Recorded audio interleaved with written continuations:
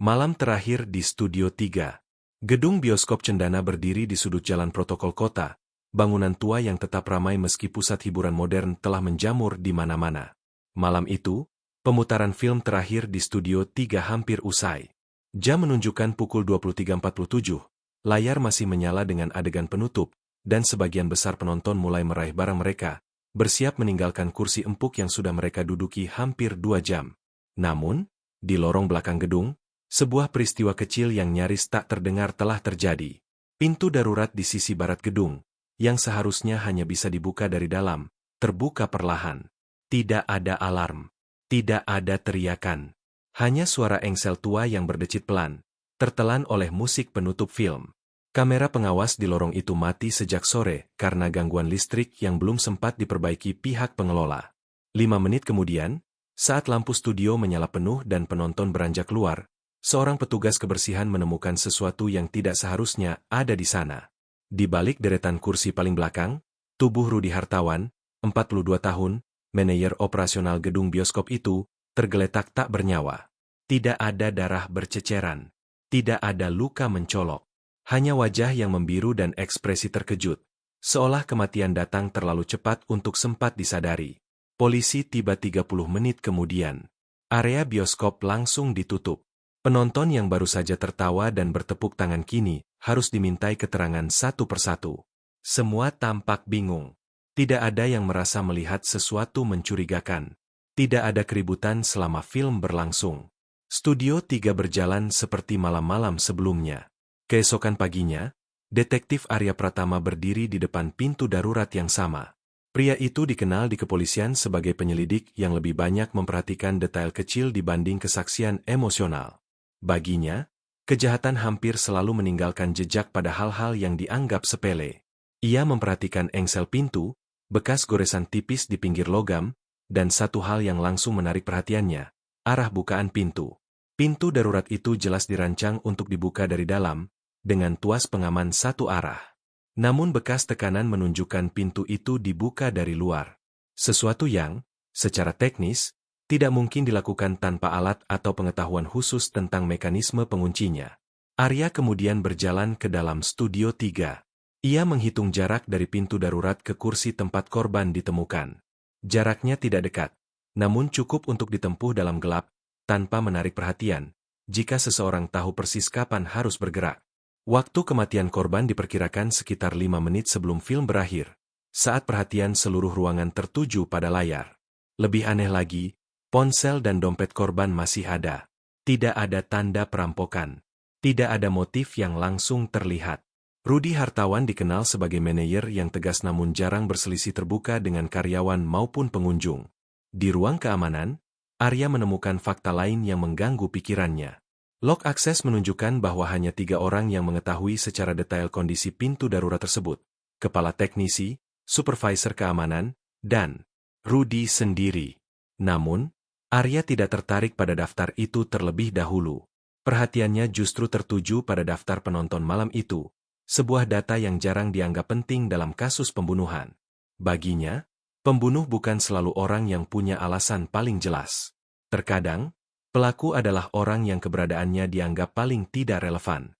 Dan di antara ratusan nama penonton malam itu, satu nama akan segera mengubah arah penyelidikan, meski pada saat ini, tidak seorang pun menyadarinya. Jejak yang tidak tercatat. Pagi menjelang siang ketika Detektif Arya Pratama kembali menyusuri gedung bioskop Cendana. Bangunan itu kini tampak berbeda. Lampu menyala penuh. Suara film digantikan dengung pendingin ruangan, dan lorong-lorong yang semalam dipenuhi penonton kini terasa kosong dan kaku. Namun justru dalam kesunyian seperti inilah, Arya merasa detail paling jujur mulai berbicara. Ia memulai dari ruang kontrol. Monitor kamera pengawas masih mati di beberapa sudut, termasuk lorong pintu darurat barat. Kepala teknisi menjelaskan bahwa gangguan listrik terjadi sekitar pukul 18 dan belum sempat diperbaiki karena jadwal pemutaran padat. Penjelasan itu masuk akal. Terlalu masuk akal. Arya mencatat waktu dengan teliti.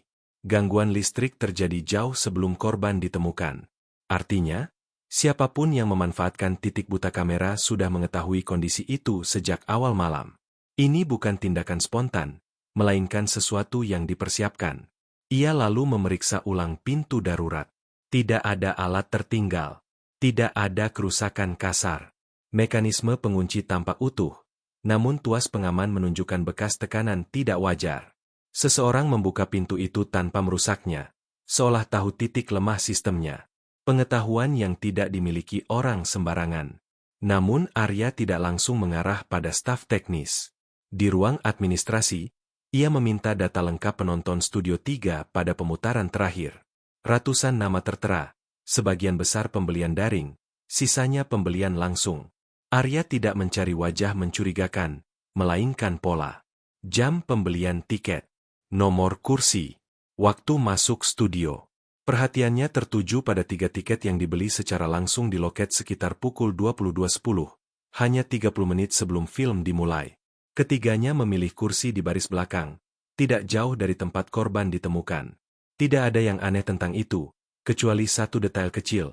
1 dari 3 tiket tersebut tidak pernah dipindai saat keluar. Biasanya, tiket keluar tidak menjadi perhatian. Banyak penonton yang membuangnya atau lupa menyerahkannya. Namun malam itu, prosedur diperketat karena kejadian pembunuhan. Hampir semua tiket tercatat kembali. Hampir semua. Arya mencocokkan waktu. Jika tiket itu tidak dipindai, berarti pemiliknya tidak keluar bersama penonton lain. Bisa jadi ia masih berada di dalam gedung saat kekacauan terjadi, atau keluar melalui jalur yang tidak semestinya. Seperti pintu darurat. Di sisi lain, hasil autopsi sementara tiba.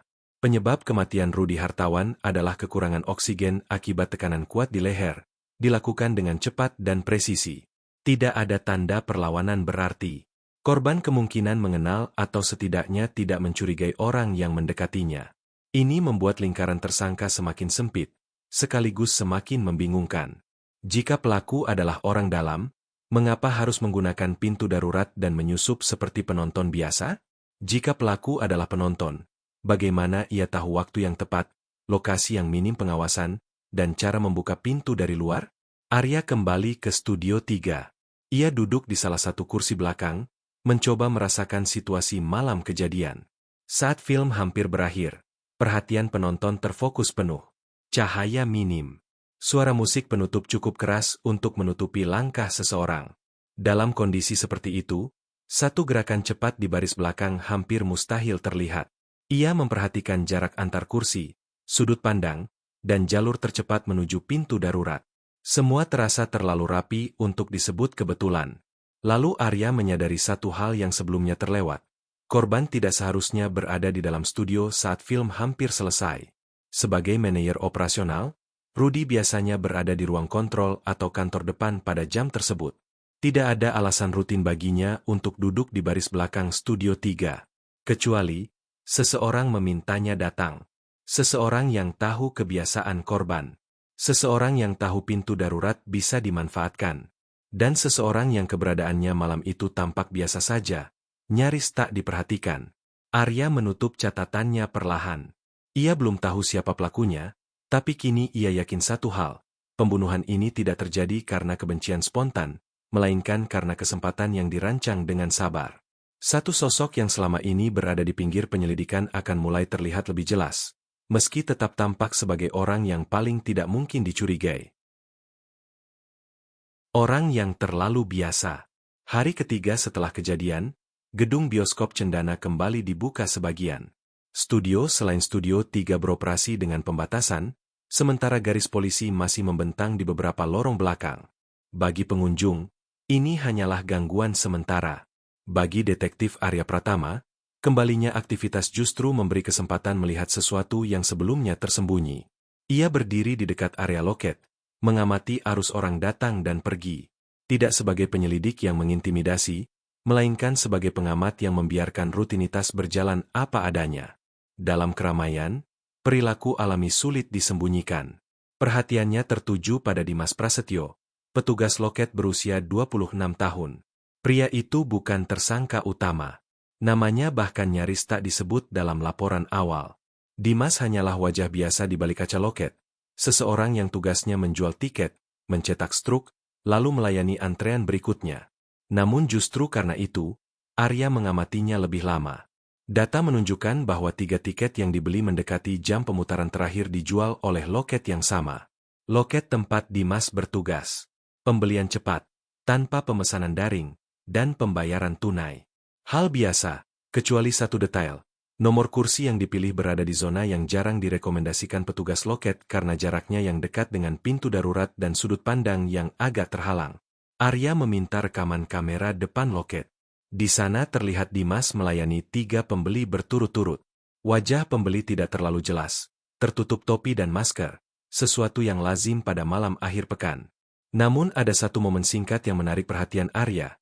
Sebelum mencetak tiket, Dimas sempat melihat ke layar monitor kursi, lalu melirik ke arah lorong barat sejenak, sebelum kembali fokus melayani. Gerakan kecil, nyaris refleks. Tapi bagi Arya, itu bukan kebiasaan acak. Ia menelusuri latar belakang Dimas. Rekam kerja bersih. Tidak pernah terlibat masalah. Datang tepat waktu. Jarang mengambil cuti. Terlalu rapi untuk ukuran seorang petugas loket dengan gaji pas-pasan. Lebih menarik lagi, Dimas tercatat sudah bekerja di bioskop itu hampir 6 tahun. Cukup lama untuk memahami seluk-beluk gedung, termasuk kebiasaan staf, jadwal pengawasan, dan titik-titik yang jarang diperhatikan. Arya lalu mencocokkan jadwal. Malam kejadian, Dimas dijadwalkan pulang pukul 23.30, tepat sebelum film di Studio 3 selesai. Namun catatan absensi menunjukkan ia pulang lebih lambat, sekitar pukul 00.05. Alasannya sederhana, membantu membereskan loket karena antrean masih panjang. Tidak ada yang menganggap itu aneh. Namun waktu itu membuat Arya berhenti mencatat. Pukul 23.47. Perkiraan waktu kematian, Dimas seharusnya masih berada di area loket, tidak jauh dari lorong barat. Jika seseorang keluar melalui pintu darurat, jalur tercepat menuju luar gedung akan melewati area belakang loket sebelum akhirnya keluar ke gang samping. Arya kembali pada satu tiket yang tidak pernah dipindai saat keluar. Nomor tiket itu tercatat atas pembelian tunai tanpa identitas. Namun di sudut bawah tiket, ada kode internal mesin cetak. Kode yang menunjukkan mesin loket nomor 2. Mesin yang selalu digunakan Dimas. Bukan bukti yang cukup untuk menuduh. Bahkan belum cukup untuk mencurigai secara terbuka. Tapi bagi Arya, pola mulai terbentuk. Bukan pola orang yang emosional atau impulsif, melainkan seseorang yang memanfaatkan posisinya yang dianggap remeh. Sore itu, Arya berdiri di lorong barat. Ia mengamati jalur dari pintu darurat menuju area belakang loket. Jaraknya tidak jauh. Jika seseorang sudah tahu kamera mati dan tahu kapan kerumunan akan bergerak, ia bisa menghilang dalam waktu kurang dari 1 menit. 1 menit. Waktu yang terlalu singkat untuk disadari, tapi cukup untuk mengakhiri 1 nyawa. Arya menutup penyelidikan hari itu dengan kesimpulan sementara yang tidak ia tulis di laporan. Pelaku bukan orang yang mencolok, bukan pula seseorang yang memiliki konflik terbuka dengan korban. Pelaku adalah orang yang selalu terlihat berada di tempat yang tepat, dengan alasan yang selalu terdengar masuk akal. Satu kesalahan kecil, yang bahkan tidak disadari oleh pelaku sendiri, akan menjadi titik balik yang tidak bisa ditarik kembali. Kesalahan yang terlalu rapi. Detektif Arya Pratama tidak pernah terburu-buru menutup kasus. Baginya, kesimpulan yang terlalu cepat seringkali lahir dari keyakinan palsu. Maka pada tahap ini, ia memilih untuk tidak menyentuh Dimas Prasetyo secara langsung. Ia justru menciptakan ruang bagi pelaku untuk merasa aman. Studio 3 kembali digunakan untuk pemutaran terbatas. Penataan kursi, pencahayaan, bahkan volume suara dibuat hampir identik dengan malam kejadian. Pihak kepolisian menyebutnya sebagai bagian dari rekonstruksi internal. Namun Arya memiliki tujuan lain, mengamati siapa yang bereaksi terhadap kembalinya rutinitas itu. Di tengah kesibukan, Dimas tetap berada di balik loket. Wajahnya tenang, ritme kerjanya stabil. Tidak ada tanda gugup. Justru ketenangan itulah yang terasa janggal. Kebanyakan orang yang merasa terancam akan menunjukkan ketegangan kecil, gerakan tangan, pandangan yang sering berpindah. Dimas tidak menunjukkan semua itu. Arya kemudian mengalihkan fokus pada pintu darurat barat. Ia meminta teknisi memasang kembali alarm pintu, namun dengan konfigurasi berbeda. Alarm dibuat aktif, tetapi dengan jeda beberapa detik sebelum berbunyi. Bagi orang yang tidak tahu, pintu akan terasa seperti masih bermasalah. Bagi orang yang tahu sistem lama, ini akan menjadi jebakan sempurna. Malam itu, Arya memantau dari ruang kontrol. Kamera lorong barat kembali menyala. Setiap pergerakan terekam jelas. Tidak ada yang terjadi hingga film di Studio 3 memasuki 5 menit terakhir. Saat musik penutup mulai terdengar dari dalam studio, sebuah bayangan bergerak cepat di lorong barat. Bukan dari arah studio, melainkan dari arah area belakang loket. Bayangan itu berhenti di depan pintu darurat, menyentuh tuas, lalu menarik tangan kembali seolah menyadari sesuatu yang tidak beres. Bayangan itu pergi sebelum alarm sempat berbunyi. Arya memperbesar rekaman. Wajahnya tidak terlihat jelas, namun tinggi badan, cara berjalan, dan jaket yang dikenakan terlalu familiar untuk diabaikan. Itu bukan bukti pembunuhan, tetapi bukti pengetahuan tentang waktu, jalur, dan fungsi pintu darurat. Keesokan harinya, Arya memeriksa ulang mekanisme pintu. Ia menemukan sisa serat kain tipis tersangkut di sudut tuas bagian luar. Serat itu nyaris tak terlihat, namun cukup untuk dianalisis. Warna dan teksturnya cocok dengan jaket kerja yang digunakan petugas loket. Masih belum cukup. Titik balik justru datang dari sesuatu yang lebih sederhana, laporan keuangan loket. Arya menyadari bahwa pada malam kejadian, terdapat selisih kecil dalam transaksi tunai, jumlah yang terlalu kecil untuk dianggap pencurian, namun cukup untuk menunjukkan satu tiket yang tidak pernah tercatat sebagai keluar. Satu tiket, satu kursi, satu orang yang tidak pernah benar-benar pergi bersama penonton lain. Arya menyusun ulang waktu secara menyeluruh. Ia memetakan pergerakan staf, jadwal film, gangguan kamera, dan posisi korban. Semua garis bertemu di satu titik yang sama, namun ia masih menunggu satu hal terakhir, kesalahan manusiawi. Kesalahan itu datang ketika Dimas, tanpa sadar, mengajukan permintaan cuti mendadak untuk minggu berikutnya. Alasannya terdengar wajar, urusan keluarga. Namun bagi Arya, waktu permintaan itu terlalu tepat. Seolah seseorang ingin menjauh sebelum tekanan meningkat. Arya tahu, jika ia memaksa sekarang, pelaku akan mengunci diri dalam penyangkalan. Maka ia memilih langkah terakhir, menghadapkan Dimas pada detail yang tidak mungkin ia ketahui jika ia tidak berada di tempat yang seharusnya tidak ia kunjungi. Semua telah siap. Satu fakta kecil yang selama ini dianggap remeh akan menjadi penutup yang tidak bisa dibantah, mengungkap bahwa pelaku memang orang yang paling tidak pernah dicurigai. Pintu yang tidak pernah terkunci. Detektif Arya Pratama memilih waktu yang tenang untuk menutup kasus ini. Tidak ada konferensi pers besar. Tidak ada penangkapan dramatis di depan umum. Ia justru meminta Dimas Prasetyo datang ke gedung bioskop Cendana pada pagi hari, sebelum penonton berdatangan, sebelum gedung kembali ramai oleh suara film dan antrean loket. Studio 3 masih kosong. Kursi-kursi berdiri diam seperti saksi yang tidak pernah berbicara. Arya berdiri di baris belakang, tepat di tempat Rudi Hartawan ditemukan tak bernyawa. Ia tidak langsung menuduh. Ia hanya menjelaskan ulang kronologi, dengan urutan yang sangat spesifik.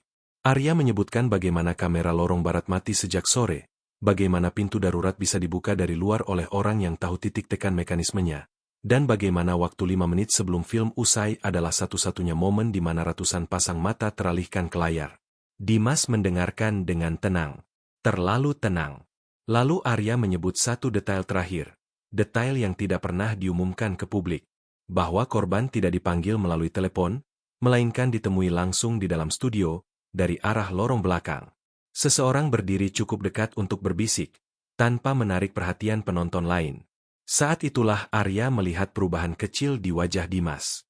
Bukan kepanikan, bukan ketakutan, melainkan refleks singkat. Seperti orang yang menyadari telah mengetahui sesuatu yang seharusnya tidak ia ketahui.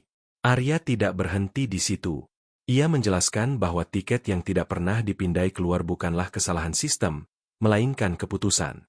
Tiket itu dicetak dari mesin loket nomor 2, dibeli tunai, dan kursinya dipilih secara spesifik. Kursi yang memberi jalur tercepat menuju pintu darurat, tanpa perlu melewati barisan penonton lain. Orang yang duduk di kursi itu tidak menonton akhir film. Ia hanya menunggu. Motifnya tidak pernah tercatat dalam laporan konflik internal, karena memang tidak pernah dianggap penting. Rudi Hartawan, sebagai manajer operasional, beberapa bulan sebelumnya telah menolak permohonan rekomendasi Dimas untuk pindah ke cabang bioskop yang lebih besar. Keputusan itu terdengar administratif, namun dampaknya nyata. Kesempatan karir Dimas terhenti, diam-diam, tanpa perdebatan terbuka. Tidak ada ancaman. Tidak ada pertengkaran. Hanya rasa dipinggirkan yang dipendam terlalu lama. Malam itu, Dimas memanfaatkan satu-satunya posisi yang selalu ia miliki. Orang yang tahu segalanya, tapi tidak pernah dianggap tahu apa-apa. Ia menjual tiketnya sendiri, mengatur kursinya sendiri, dan masuk sebagai penonton biasa. Saat film hampir usai, ia menghampiri Rudy dengan alasan operasional sepele. Sesuatu yang hanya bisa dilakukan oleh orang yang dikenali korban. Tekanan di leher berlangsung singkat. Tanpa suara. Tanpa saksi. Musik penutup film menelan semuanya. Ia keluar melalui pintu darurat, jalur yang selama ini ia lewati hanya dengan pandangan mata, bukan langkah kaki. Pintu itu tidak rusak. Tidak pernah dipaksa. Hanya dibuka oleh orang yang tahu caranya. Ketika Arya selesai, ruangan terasa lebih sempit. Dimas tidak lagi menyangkal. Tidak karena bukti tunggal yang menghancurkannya, melainkan karena rangkaian detail kecil yang tidak mungkin diketahui oleh orang yang tidak berada di setiap titik kejadian. Kasus ditutup tanpa sensasi. Gedung bioskop Cendana kembali beroperasi penuh. Studio 3 kembali dipenuhi penonton yang tertawa, menangis, dan pulang tanpa pernah tahu bahwa di baris belakang, sebuah kejahatan pernah dirancang dengan sangat sunyi. Bagi Arya, kasus ini meninggalkan satu kesimpulan sederhana. Dalam keramaian, pelaku paling berbahaya bukanlah orang yang mencolok, melainkan orang yang terlalu biasa hingga keberadaannya tak pernah dipertanyakan. Dan pintu darurat itu, yang seharusnya hanya dibuka saat keadaan genting, malam itu terbuka bukan karena rusak, melainkan karena kepercayaan yang salah tempat.